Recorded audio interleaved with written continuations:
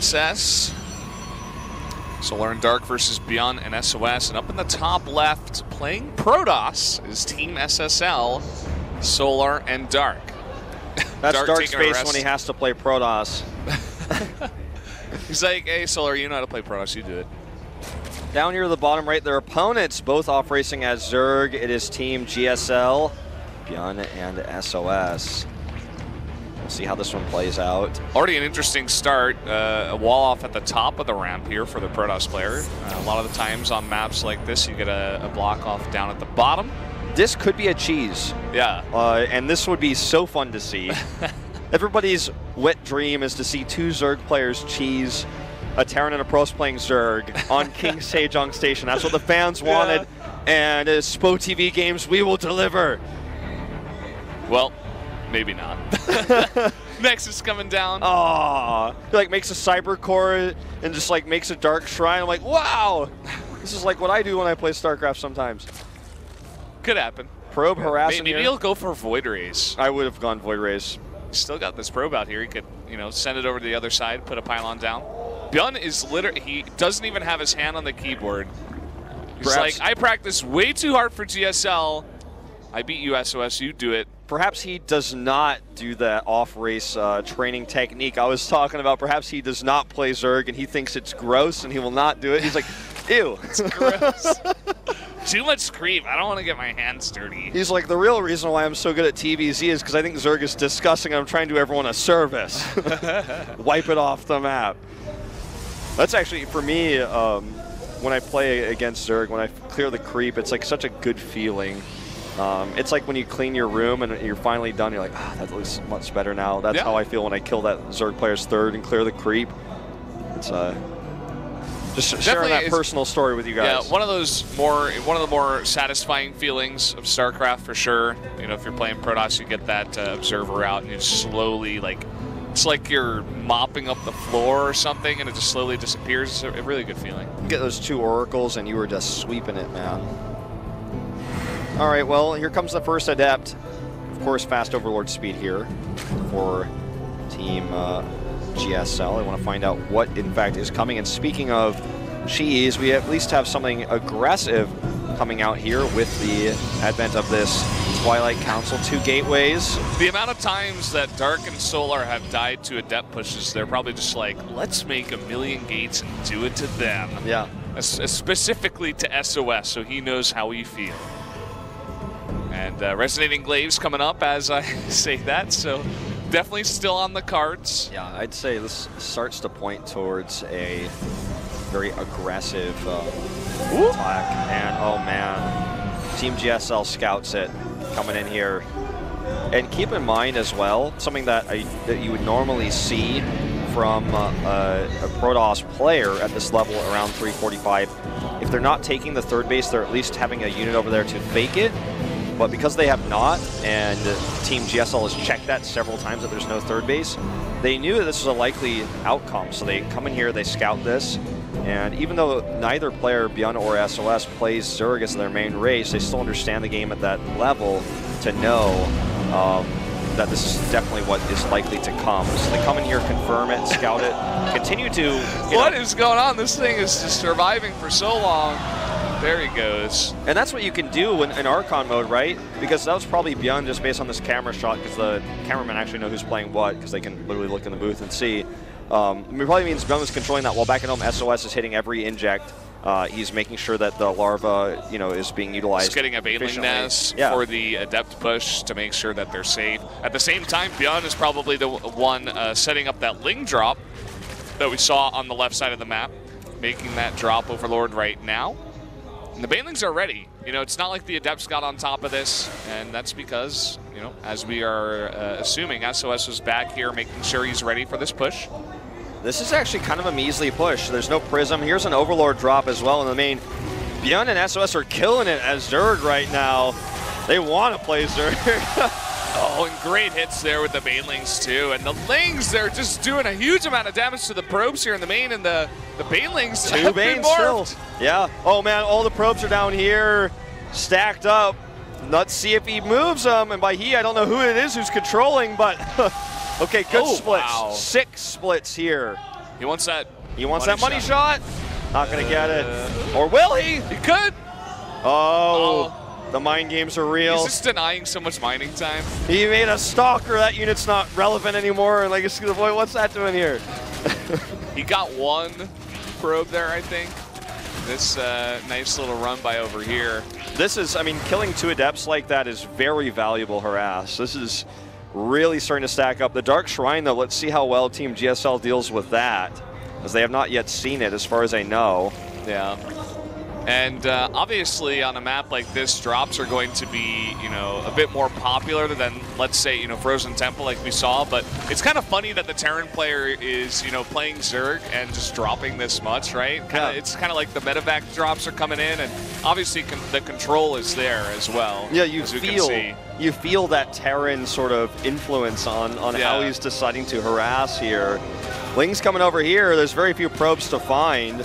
Now, let's not forget, with the amount of Lings that they've produced here, their economy is not as strong as a Zerg would like to be at this stage of the game, with only 57 drones, no 4th base even started. So there's definitely a game where Team SSL can bounce back, because they do have that 3-base economy. They have Chronos. Here comes another Baneling drop.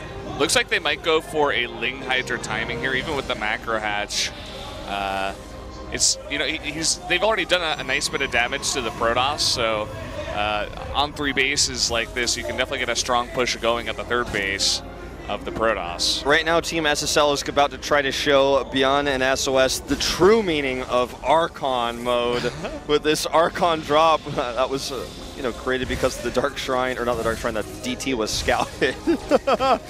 Oh man, so cute what he's trying to do. Double Archon drop, in fact. This Archon show match. He's trying to find another angle here with the Baneling drop. And here come the Archons. There's, in fact, not much defense. Ling's not the best defense against Archons, but the Hydras definitely will help. Here comes the drop. Oh, response a little bit slow here, but still good enough, while also defending the run-by at the 3rd base. Yeah. Team SSL really starting to hit their stride here as the Protoss off-racing continues. That's the thing about Archon mode. You're going to have one guy basically all the time looking at the base. So you can defend against those kinds of drops very well. It's just about the coordination of getting units over there to, in fact, defend it. Even if you do see it, you need to defend it. Okay, big warp in here. Not DTs, in fact, but just Adepts. Baneling's speed is a bit slow here for the cop they're trying to build. Definitely going to make it a little bit tougher to use these Banelings for effective harass. Let's see how well he defends this. Okay, probably Beyond here is doing the pulls. Very quick reaction on both, while also microing this Overlord. But back on the other side, they defend against it. These Adepts, where's the Prism? I don't see it. It's nowhere in sight. Looks like they will just be cleaned up. It looks like the Prism moved over to the 4th base location. Still continue to harass Overlords with Archons. Oh, man. Here we go. Another Baneling drop. Kind of a scary move there. Probe's going one way and then going the other way, but he does save. Really funny how it turns out that the longer the game goes on, the better these players are multitasking than they did in the early game. Oh! Warp Prism, speaking of which, will be multitasked right out of here.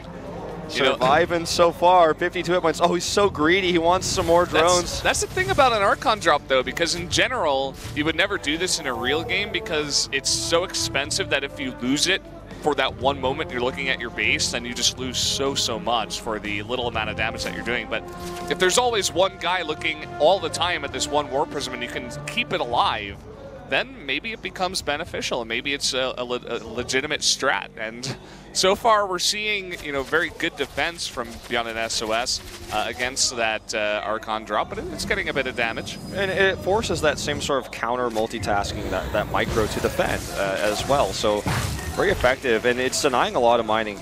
The question is, will Team SSL have enough to defend this two-pronged attack? Hydralisk coming over here towards the left side.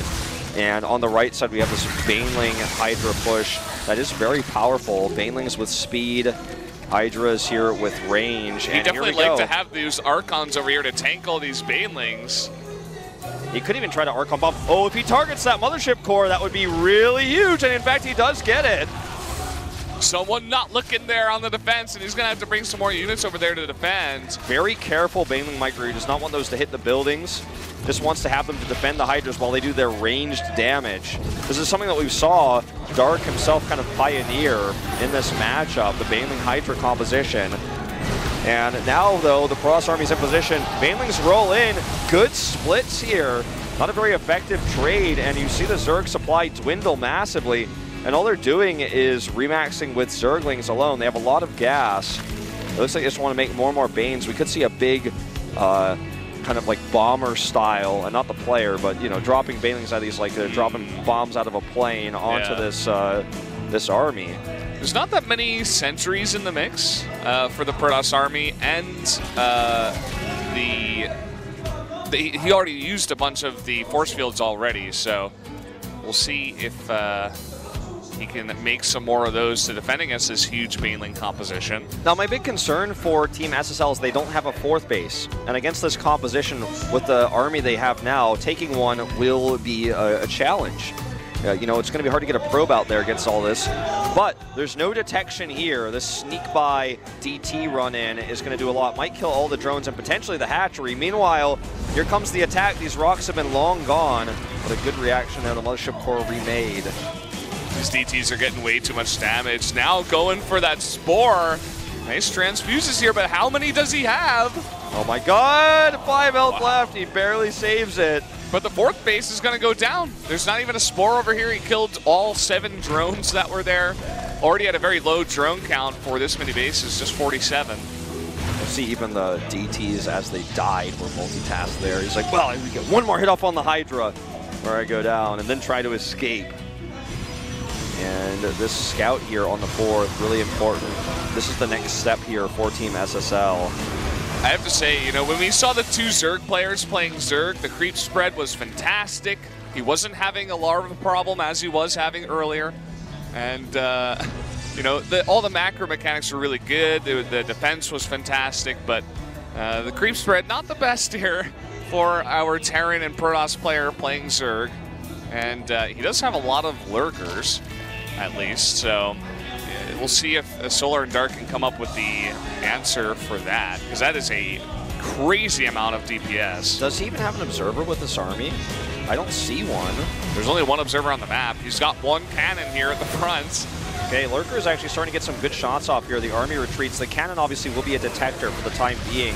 But once that's gone, he will need to have that observer nearby. There is a well-placed Overseer as well that could do some sniping on the observers. Yeah, I'm not entirely sure where that observer is. In fact, 0 observers on the map now. He's making one. He has none. They must have died earlier with the Overseer positioning, which is very well done. I think this is something that Team GSL is starting to realize, like, oh, I don't think they have detection at all. Let's go in here. Let's get a good angle. There's not a lot of Hydras here. If there were, you could get a sick angle right now. And poor Zealot has a death wish. And now, even if you have detection, you can't really contest this position. Baneling's rolling in. Oh, and not the best splits here. He gets a decent split there at the end. Yeah, I was going to say, it looked real bad at first, but actually that was a quick reaction there at the end. This base goes down, and this may spell the end of Team SSL here in this game, because a fourth is now back up for Team GSL. There's not enough AoE damage. They're starting to get that Immortal count up.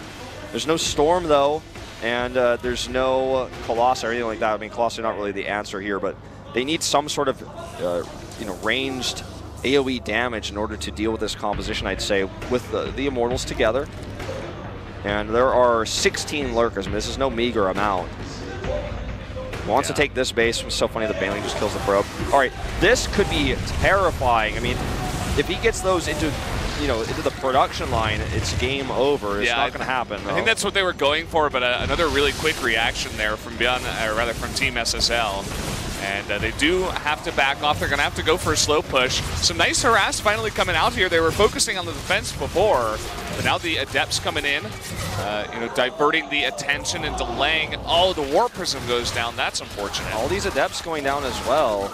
A lot of money for Team SSL, but you know, they need to make sure they spend it correctly. The Star League, or excuse me, the Stargate tech is coming up here. 4 teams Star League, and we'll see if they can get the Tempest tech out to, you know, help pressure this Zerg army a little bit better. Detection, of course, important, and an Oracle would be quite nice in this situation to tag this army to give vision. The position here for the Zerg is almost unbreakable with the comp they have right now. They need more Immortals.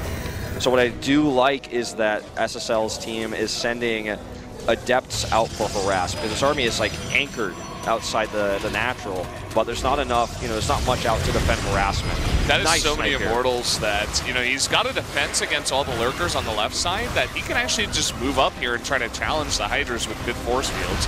He's got some Adepts for support as well. And you can see that they're trying to get that Protoss army in position to fight this one. And, some units now from the Zerg coming over to help defend.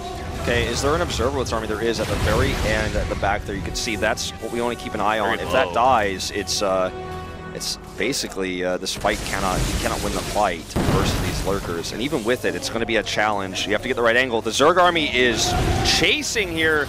Good force fields. And it looks like Archon is going to be the AoE of choice here for Team SSL to deal with this kind of army composition. And it's not going to be easy. Obviously, the detection is one problem. The other problem is lurkers do splash damage quickly, and if you set them up in a correct arc, they do splash damage while the Hydras finish everything else that survives the first few swipes. And no matter how many Immortals you have, it's tough to engage. Now, a main Protoss player, say SOS in this situation, would probably find a way to engage, but Solar and Dark, 2 Zerg mains, are going to have some trouble here, it looks like. Love the pings coming out. They're both like, hey, wait, there's one lurker going. We got to defend against that. That is actually so annoying. Even just one lurker, you need a decent group of units to go over there, plus detection. Yeah, something I'm a little bit disappointed is that we don't see Beyond doing lurker drops. That would make my dreams come true. Drop lurkers on the main, start empowering those buildings, and everything goes haywire. We are going to see a drop made right now. As I mentioned that, though, we could see lurker drops in StarCraft 2. Seen it once or twice before. All right, what got picked up there? I think it was a bunch of lings. I think you're right. No, it's a lurker drop! Oh my God! There we go. You called it, Wolf. That's what I wanted. It's my dream come true. Okay, he's sending that out now. Kanata's having nightmares in the booth, down on the casting desk. He's like, oh no, I've dealt with a few of these in my time. Here it comes. It's so funny to see how hard it is for Protoss to fight this army when you have 29 lurkers. This is early Legacy of the Void style. Star League Season 1, like Armani played this style in the SSL in like the first week. I know that's a name people haven't heard in a while, or even maybe some of you have never even heard before, but this is kind of how he played the matchup early on in Legacy. And it can be quite effective versus Protosses that are not experienced with dealing with it. I think that's kind of what we're seeing here. Okay, lurker drop is scouted, and he needs detection to deal with it. He sends army units back, and this Nexus will have to be canceled. It's still not cleaned up. There's no detection here in the main. Yeah, it's coming back slowly. Needs to get observer speed, realistically, to deal with that. That'd be nice. Looks like killed one. Okay, there he goes. Finally cleans that up. He's going to commit. Goes in for the A move, but the concave of lurkers is too much. Finally, Storm is done. I talked about this about 5 minutes ago, about how this is kind of going to be one of the things he needs to fight this army. When I say he, I refer to the hive mind that is Team SSL right now. A few storms go down. Not the most cost-efficient storms or energy-efficient storms, but the Zerg army continues to push in here. This base is not really mining this whole time. I mean, look at all the lurkers in the split, It's so hard, even with Storm, to fight against this. You're only going to be storming 2 lurkers at a time, maximum. And a nice little run by over here with a bunch of Blake Stalkers, diverting the attention of the Zerg team. And he's going to push him back. Oh, no cancel on this hatch either. It looks like it will be killed. Money down the drain here in this super low economy game. This next fight will probably determine which team takes the victory here. And you know what? So many Immortals. Really good for Solar and Dark. They cleaned up that huge concave, they deny another base, and they saved their base. Even more importantly, 13 more lurkers on the way, so the game is not over just yet. Putting all their eggs in the lurker basket right now, but the truth of the matter is they have 0 lurkers on the map right now. Okay, 2 just finished, it looks like. And these are morphing right here, and the Stalkers from the left side. Oh, they need to burrow these. Even if they do, there's too much Protoss right now. 17 lurkers now complete here. And, oh, poor lurker nearly got crushed there. This is important that they get these lurkers over here.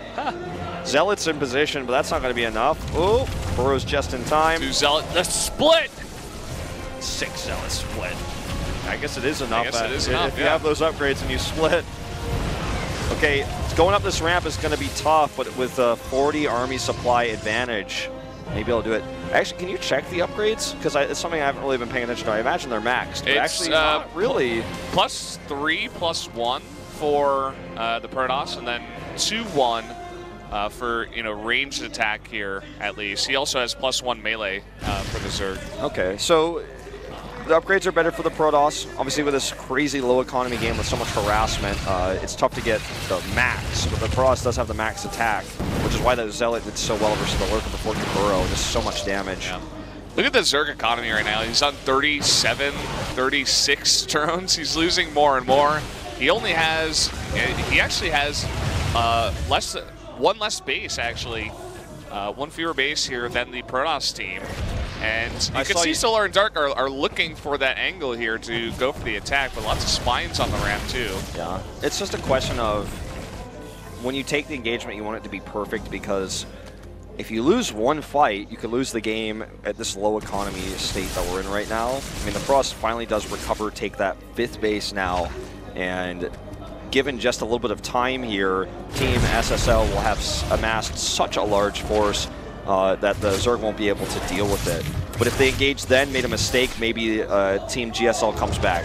Good micro here. Oh, the transfuse. That Saddest poor queen. DT ever seen. Yeah. Oh, these two guys, where are you going? They wanted to go over to the Protoss team. They're like, I don't want to be with the Zerg team anymore. They were drawn to the overmind that is the 2 Zergs that are controlling the Protoss here. Oh, someone pressed the wrong Guardian Shield button. It's okay.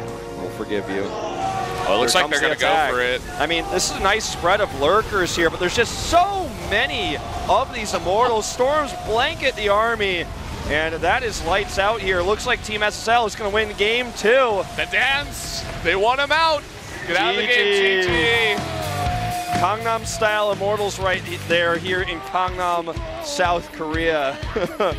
And Solar and Dark proving that they are the better off-race team when you compare them to Beyond and SOS. You know, you really can feel the power of Zerg, though, in Archon mode, how strong it is in the early to mid game. Once you get enough lings, the multitasking that you have with 2